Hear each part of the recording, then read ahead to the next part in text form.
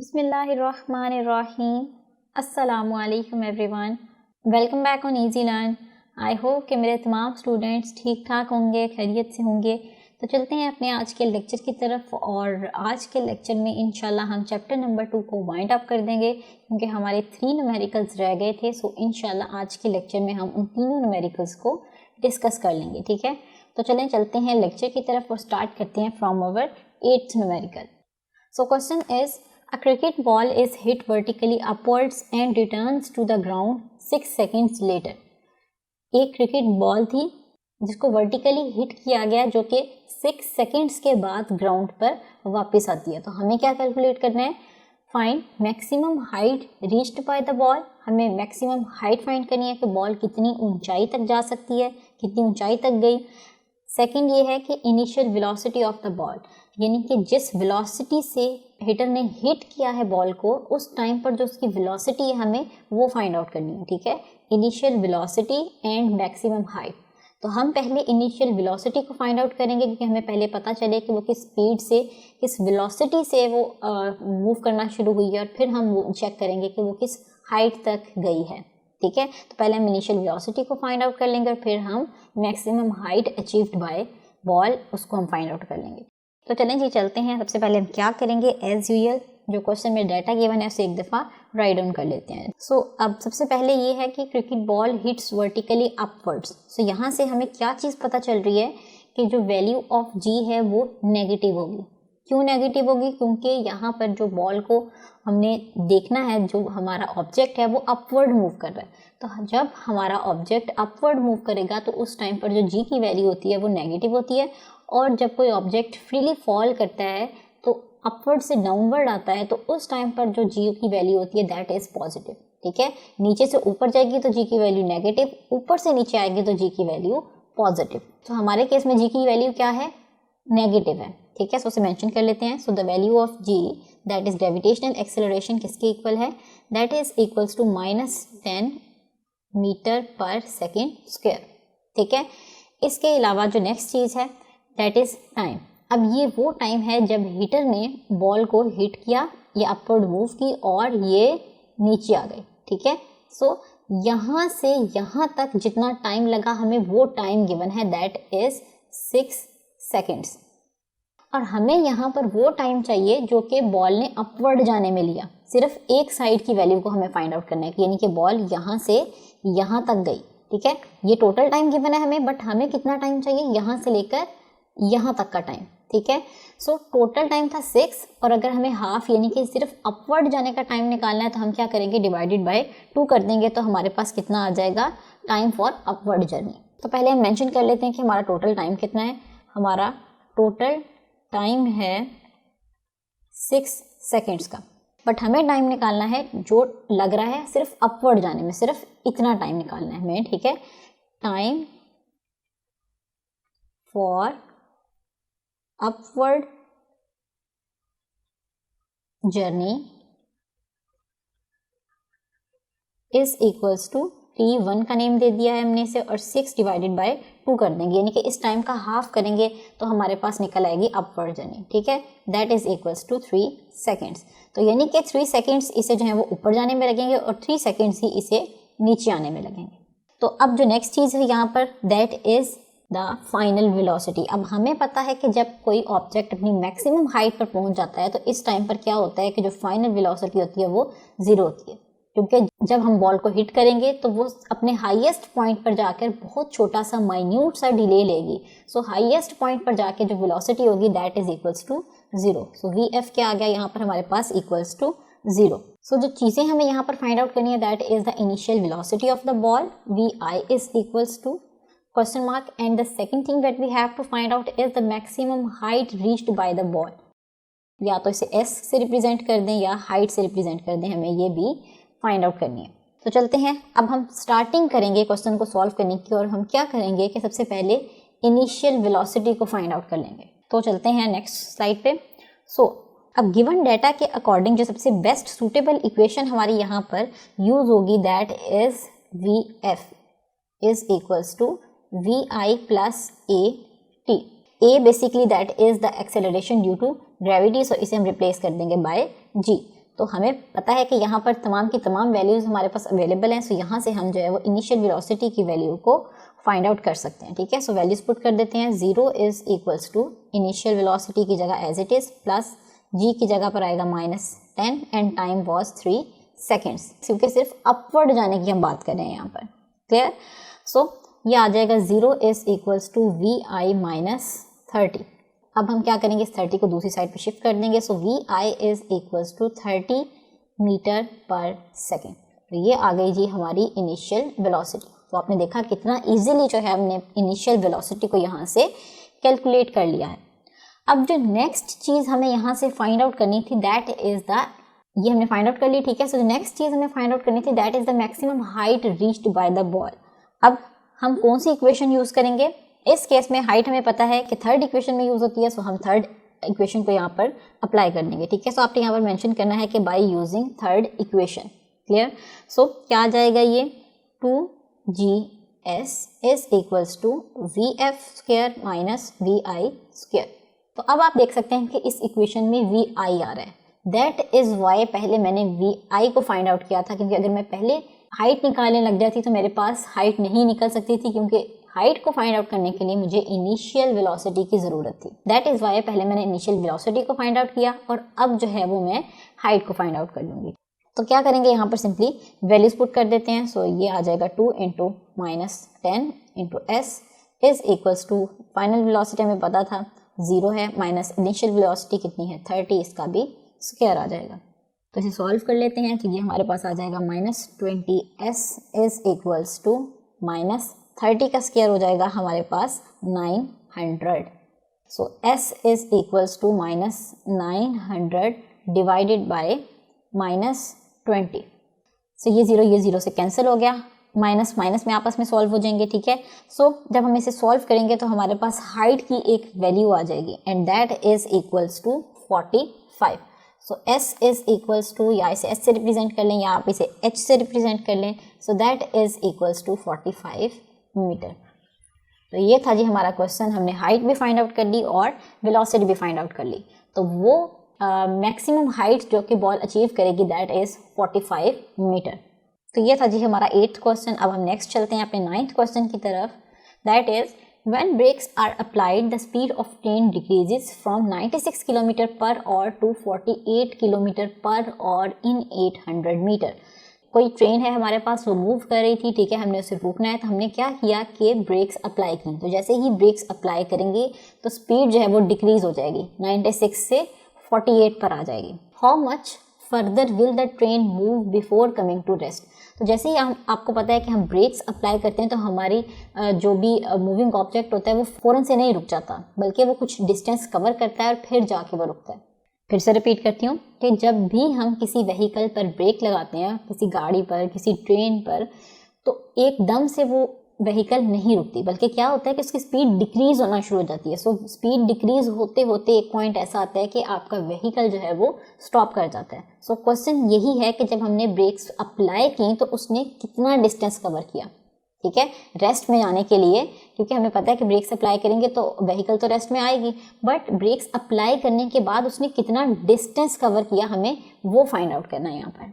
तो चलें जी क्वेश्चन को स्टार्ट करते हैं। सबसे पहले क्या है कि इनिशियल वेलोसिटी हमें यहाँ पर गिवन है, ठीक है। So initial velocity is equals to 96 kilometre per hour. अब ये किलोमीटर पर आवर है, सो इसका मतलब हमें इसे कन्वर्ट करना है मीटर पर सेकेंड में। सो कैसे करेंगे कि 96 मल्टीप्लाई बाय 1000, ये हम कई दफ़ा लेक्चर्स में भी डिस्कस कर चुके हैं, डिवाइडेड बाय आ जाएगा 3600, तो ये कन्वर्ट हो जाएगी मीटर पर सेकेंड में। तो ये हमारे पास आ गई जी 26.7 मीटर पर सेकेंड। ये है जी हमारी इनिशियल वेलोसिटी। अब जो नेक्स्ट चीज़ है वो है फाइनल वेलोसिटी। सो इसी तरीके से अब जो है हम अपनी फाइनल वेलोसिटी को भी यहाँ पर मेंशन कर लेते हैं। So final velocity is equals to क्या है 48 किलोमीटर्स पर आवर। सो इसे भी हमें मीटर पर सेकेंड में कन्वर्ट करना है। सो क्या करेंगे 48 मल्टीप्लाई बाय 1000 डिवाइडेड बाय 3600। सो ये भी अब कन्वर्ट हो जाएगा मीटर पर सेकेंड में। So VF is equals to 13.33 metre per second. Initial velocity भी आ गई, फाइनल वेलोसिटी भी आ गई, इसके अलावा एक चीज़ हमें और गिवन है यहाँ पर, distance. So s is equals to 800 metres. So हमें फाइंड आउट क्या करना है, हमें यहाँ से ये फाइंड आउट करना है कि how much further will the train move before coming to the rest. तो हमें ये फाइंड आउट करना है कि ब्रेक्स अप्लाई करने के बाद रेस्ट से पहले कितना डिस्टेंस जो है वो ट्रेन ने कवर किया। सो बेसिकली हमें यहाँ से क्या फाइंड आउट करना है, s डैश, इसे हम रिप्रेजेंट कर देते हैं। तो उससे पहले हमें एक और चीज़ भी यहाँ पर फाइंड आउट करनी पड़ेगी, दैट इज़ रिटार्डेशन, यानी कि वो एक्सेलरेशन जो कि ब्रेक्स अप्लाई करने के बाद होगा, दैट इज़ नेगेटिव एक्सेलरेशन। सो हमें यहाँ पर रिटार्डेशन की वैल्यू को फाइंड आउट करना पड़ेगा, फिर ही हम जो है वो इस s डैश की वैल्यू को कैलकुलेट कर पाएंगे। तो ये हो गया जी हमारा सारा डाटा। अब हम नेक्स्ट मूव करते हैं और सबसे पहले हम क्या करेंगे कि यहाँ पर जो रिटार्डेशन है वो फाइंड आउट करेंगे। तो चलते हैं अपनी नेक्स्ट स्लाइड पर। सो हमें पता है कि हमारे पास एक इक्वेशन होती है and that is equals to 2as is equals to vf square minus vi square. Distance हमारे पास गिवन है, फाइनल वेलोसिटी गिवन है, इनिशियल वेलोसिटी गिवन है, जस्ट वैल्यूज पुट करनी है and we have to find out the value of a। Clear? So चलिए जी start करते हैं। 2 into a as it is, distance was 800 metre, वो डिस्टेंस यहाँ पर यूज होगा रिटार्डेशन को फाइंड आउट करने के लिए। तो यहाँ पर आ जाएगा फाइनल वेलोसिटी 13.33, इसका स्क्वायर आ जाएगा, माइनस इनिशियल वेलोसिटी थी हमारे पास 26.7, इसका भी स्क्वायर आ जाएगा। ठीक है, सो इस साइड पर आ जाएगा 8 2 1600 a इज इक्वल्स टू, इस साइड को सॉल्व करने के बाद हमारे पास आ जाएगा, स्क्वायर्स ओपन कर लेने हैं और आपने इनको सब्ट्रैक्ट कर देना है। ठीक है, तो हमारे पास आ जाएगा -535.20। सो अब क्या करेंगे, हम a को हमने फाइंड आउट करना है, तो 1600 को भी हम दूसरी साइड पे शिफ्ट कर देंगे। सो ये आ जाएगा -535.20 डिवाइडेड बाय 1600। सो यहाँ से हमारे पास निकल आएगी a की value and that is equals to -0.3345 and acceleration का unit metre per second square. ये आ गया जी हमारे पास रिटार्डेशन, क्योंकि हमें पता है कि जब हम वेलोसिटी को डिक्रीज करते हैं या जब हम ब्रेक्स को अप्लाई करते हैं तो उस टाइम पर जो एक्सेलरेशन होता है वो नेगेटिव होता है and that is called retardation. ठीक है, जैसे ही ब्रेक्स अप्लाई की तो सबसे पहला काम आपका उस क्वेश्चन में हमेशा यही होगा कि आपने सबसे पहले जो है वो रिटार्डेशन फाइंड आउट करनी है। सो रिटार्डेशन निकल आई। अब जो नेक्स्ट पार्ट है क्वेश्चन का वो हमें ये फाइंड आउट करना है कि ब्रेक्स अप्लाई करने के बाद ट्रेन कितना मूव की आगे, यानी कि हमें फर्दर डिस्टेंस को कैलकुलेट करना है यहाँ पर कि कितना आगे मूव की। सो अब जो डिस्टेंस फाइंड आउट करना है हमें नेक्स्ट, इसको हम नॉर्मली ही एक जैसे डिस्टेंस फाइंड आउट करने का क्वेश्चन होता है उसको लेंगे। ठीक है, फॉर एग्जांपल कि अगर ये हमारी कोई ट्रेन है, सो ये यहाँ से यहाँ तक जब इसने मूव किया, रेस्ट पर आई, फॉर एग्जांपल किसी भी वेलोसिटी से मूव कर रही थी, सो जब ये किसी फाइनल वेलोसिटी पे आ गई यानी कि 0 हो गई, तो इसने कितना डिस्टेंस कवर किया, हमें बेसिकली वो फाइंड आउट करना है। तो हम जो है इसे नॉर्मल क्वेश्चन की तरह ही अब लेके चलेंगे। सो अब आपने क्या करना है कि फर्स्ट पार्ट को आपने भूल जाना है और जो सेकंड पार्ट है वो नया यहाँ से स्टार्ट होगा। सो कैसे नया स्टार्ट होगा अभी देख लेते हैं। तो जैसे कि मैंने आपको बताया कि अब हमारी इनिशियल वेलोसिटी क्या होगी, इनिशियल वेलोसिटी वो हो जाएगी जो कि यहाँ पर फाइनल वेलोसिटी थी। ब्रेक्स अप्लाई की, रिटार्डेशन आई, उसके बाद क्या होगा, हमने जो है वो टोटल डिस्टेंस फाइंड आउट करना है इस ट्रेन का। ठीक है, जिसने यहाँ से यहाँ तक जो इसने डिस्टेंस कवर किया वो। अब बिल्कुल ये सिनेरियो ऐसे ही है कि जैसे कि हमारे पास कोई भी ऑब्जेक्ट मूव कर रहा है किसी भी इनिशियल वेलोसिटी से, सो जब वो फाइनल वेलोसिटी यानी कि 0 पर आ जाएगा तो हमें जो है वो इसका डिस्टेंस फाइंड आउट करना है कि इसने कितना डिस्टेंस यहाँ पर कवर किया। ठीक है, सो वो वेलोसिटी जो यहाँ पर अब फाइनल थी फर्स्ट केस में, अब यहाँ पर हमारी बन जाएगी इनिशियल वेलोसिटी। सो किसके इक्वल है हमारी, that is equals to 13.33 metre per second. अब ये बन जाएगी हमारी इनिशियल वेलोसिटी। अब हमने देखना है कि ट्रेन ने स्टॉप करना है यहाँ पर आकर, तो जब ट्रेन स्टॉप करेगी, रुक जाएगी, तो इसका मतलब फाइनल वेलोसिटी क्या हो जाएगी, 0। सो VF आ गया हमारे पास 0। इसके अलावा डिसेलरेशन जो कि हमने अभी फाइंड आउट किया, that is -0.3345 metre per second square. तो ये है जी हमारा सेकेंड पार्ट, जिसमें हमने क्या करना है, यहाँ पर डिस्टेंस की वैल्यू को फाइंड आउट करना है। क्लियर? सो अब हम क्या करेंगे कि यहाँ पर हमें पता है कि अगर हमने डिस्टेंस फाइंड आउट करना है तो हमें अपनी थर्ड इक्वेशन ऑफ मोशन को यूज़ करना पड़ेगा। So third equation of motion क्या होती है कि 2 a s is equals to v f square minus v i square. So values put कर देते हैं। 2 इंटू रिटार्डेशन की वैल्यू थी हमारे पास -0.3345 into s as it is आ जाएगा। सो हमने इसे यहाँ पर रिप्रेजेंट किया एस डैश के साथ। सो वी एफ स्क्वायर जो कि क्योंकि हमारी ट्रेन ने रुकना है, सो फाइनल वेलोसिटी क्या हो जाएगी 0 और इनिशियल वेलोसिटी इज 13.33 इसका आ जाएगा स्क्वायर। तो इसे हम सॉल्व कर लेंगे, 2 को यहाँ पर मल्टीप्लाई कर देंगे। So this will become -0.669 into s dash is equals to, तो यहाँ पर क्योंकि यहाँ पर 0 है, ये वाला पार्ट हम निगलेक्ट कर सकते हैं, तो ये क्या आ जाएगा -13.33 का स्क्वायर। अब क्योंकि यहाँ पर हमें एस डैश की वैल्यू को फाइंड आउट करना है, तो इसे सेपरेट कर लेते हैं। सो this will become -13.33 square divided by क्या आ जाएगा -0.669। तो आपने इसे सॉल्व कर लेना है। तो सॉल्व करने के बाद हमारे पास डिस्टेंस की एक वैल्यू आ जाएगी and that is equals to 266.6 metres. ये है जी वो एक्चुअली में डिस्टेंस जो कि इस ट्रेन ने कवर किया रेस्ट में आने से पहले। ये था जी क्वेश्चन नंबर 9। अब चलते हैं अपने लास्ट क्वेश्चन की तरफ, दैट इज 2.10। सो ये प्रीवियस प्रॉब्लम से ही रिलेटेड है, उसी के डाटा को हम यूज़ करेंगे और देखते हैं कि यहाँ पर हमें क्या फाइंड आउट करना है। So in above problem find the time taken by the train to stop after the application of brakes. अब लास्ट हमने अभी क्या फाइंड आउट किया, हमने टोटल डिस्टेंस फाइंड आउट किया जितना उस ट्रेन ने कवर किया है ब्रेक्स अप्लाई करने के बाद। सो इस क्वेश्चन में क्या है कि जैसे कि आपको पता है कि हमने क्या किया था प्रीवियस क्वेश्चन में, ब्रेक्स अप्लाई की थी। सो व्हीकल फ़ौरन से स्टॉप नहीं की थी, बल्कि व्हीकल ने, अगर ये हमारी व्हीकल पहले मूव कर रही थी, ठीक है, सो यहाँ पर हमने जो है वो ब्रेक्स अप्लाई किए। तो व्हीकल फ़ौरन से स्टॉप नहीं करेगी, बल्कि व्हीकल क्या करेगी कि कुछ डिस्टेंस कवर करेगी और फिर जाके वो स्टॉप करेगी। तो पहले हमने प्रीवियसली यहाँ से यहाँ तक का डिस्टेंस फाइंड आउट किया था, बट इस केस में हमें क्या फाइंड आउट करना है, इस क्वेश्चन में हमें यहाँ पर जितना टाइम लगा हमें वो फाइंड आउट करना है। ठीक है, डिस्टेंस हमने फाइंड आउट कर लिया, हमें पता चल गया किसने कितना डिस्टेंस कवर किया है, बट टाइम कितना लगा है इसे स्टॉप करने में, हमें अब वो फाइंड आउट करना है। तो हमें पता है कि इस टाइम पर वेलोसिटी क्या हो चुकी होगी 0, क्योंकि व्हीकल स्टॉप कर गई है। तो क्या करते हैं कि अपने कुछ प्रीवियस डाटा को ही यहाँ पर यूज़ करेंगे। सो हमें पता है कि इनिशियल वेलोसिटी, अब जो हमने इनिशियल वेलोसिटी लेनी है वो लेंगे जब व्हीकल जो है हमारी मूव कर रही थी। ये इस टाइम पर जो वेलोसिटी होगी that is the initial velocity.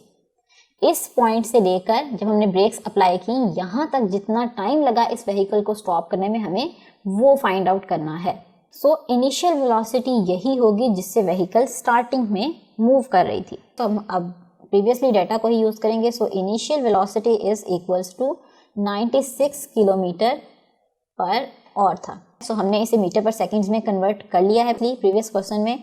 सो ये क्या आ जाएगा यहाँ पर 26.7 मीटर पर सेकंड। तो ये आ गई जी हमारी इनिशियल वेलोसिटी। अब फाइनल पे इसमें स्टॉप करना है, सो इट मीन्स इसकी फाइनल वेलोसिटी क्या आ जाएगी 0 आ जाएगी। ठीक है, और एक्सेलरेशन हम ऑलरेडी यानी कि जो कि रिटार्डेशन था ब्रेक्स अप्लाई करने की वजह से, वो भी हम फाइंड आउट कर चुके हैं and that is 0.3343 metre per second square. और हमें यहाँ पर क्या फाइंड आउट करना है, हमें यहाँ पर टाइम फाइंड आउट करना है जितना ब्रेक्स अप्लाई करने के बाद लगा इस व्हीकल को स्टॉप करने के लिए। तो अब हमने यहाँ पर देखना है कि इस डाटा के अकॉर्डिंग हम कौन सी ऐसी इक्वेशन लगाएं कि हम टाइम की वैल्यू को फाइंड आउट कर लें।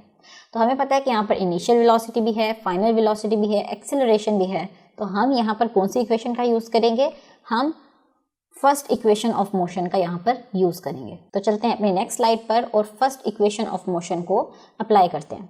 सो क्या होती है हमारे पास first equation of motion, v f is equals to v i plus a T.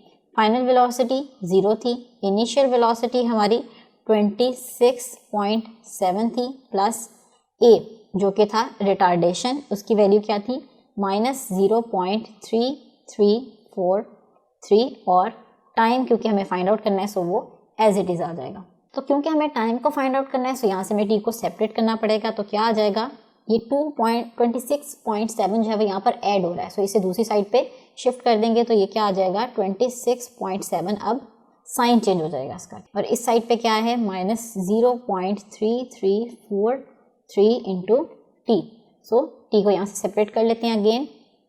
तो क्या आ जाएगा -26.7 divided by -0.3343 is equals to t।